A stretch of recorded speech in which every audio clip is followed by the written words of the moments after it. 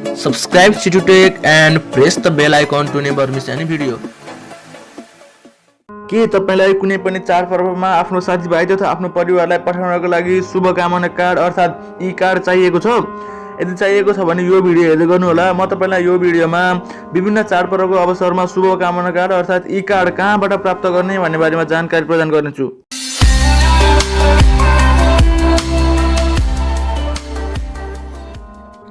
विभिन्न चाडपर्वहरूको लागि ई कार्ड अर्थात् शुभकामना कार्ड बनाउनको लागि सबैभन्दा पहिले तपाईले आफ्नो मोबाइलमा एउटा एप्लिकेसनलाई इन्स्टल गर्नुपर्ने हुन्छ।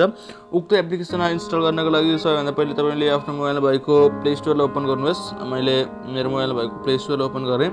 प्ले स्टोरलाई ओपन गरिसके पश्चात तपाईले प्ले स्टोरको सर्च बारमा सर्च गर्नुपर्ने हुन्छ हाम्रो पात्रो भनेर सर्च गर्नुपर्ने हुन्छ।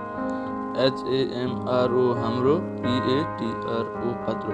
तपाईले प्ले स्टोरको सर्च बारमा सिम्पली सर्च गर्नुपर्ने हुन्छ हाम्रो पात्रो सर्च गरे पश्चात तपाईले यस्तो प्रकारको एउटा रिजल्ट प्राप्त गर्न सक्नुहुनेछ।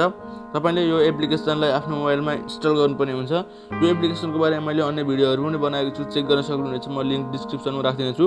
मैले यो एप्लिकेसन अलरेडी इन्स्टल गरिसकेको हुनाले मैले यसलाई ओपन गरेँ। ओपन गरिसके पश्चात हाम्रो पात्रमा यस्तो प्रकारको इन्टरफेस प्राप्त गर्न सक्नुहुनेछ।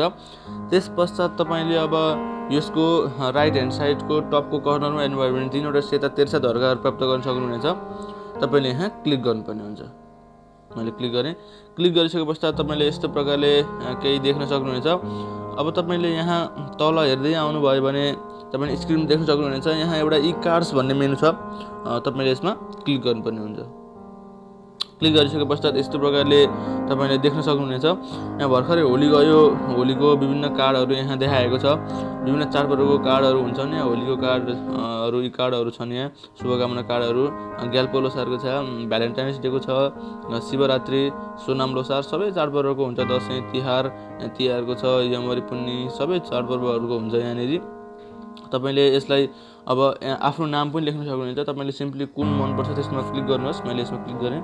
अब यहाँ विभिन्न मेसेजहरू पनि हुन्छ। तपाईले विभिन्न पर्व अनुसार मेसेजहरू यहीँ पाउन सक्नुहुन्छ तपाईले। जस्तै मैले यसलाई छाने पश्चात तपाईले यहाँ आफ्नो नाम पनि लेख्न सक्नुहुन्छ। जस्तै मैले यहाँ चिटुटेक भनेर लेखेँ। यसरी यहाँ भयो। त्यसपछि कार्ड बनाउनुहोस् भन्ने छ। यहाँ कार्ड बनाइसके पश्चात तपाईले यसलाई सेयर गर्न सक्नुहुनेछ। फेसबुकमा सेयर गर्न सक्नुहुनेछ। यहाँ सेयरको बटन थिचेर इमेलमा पठाउन सक्नुहुनेछ। भाइबरमा के छ तपाईकोमा सबै तपाईले पठाउन सक्नुहुनेछ। यसरी तपाईले ई कार्ड बनाउन सक्नुहुनेछ। यो भिडियोमा यति नै। यदि हाम्रो यो भिडियो मन परेमा लाइक, शेयर र कमेन्ट गर्न नबिर्सनु होला। यस्तै विभिन्न नयाँ भिडियोहरूको लागि हाम्रो युट्युब च्यानललाई सब्स्क्राइब गर्न नबिर्सनु होला।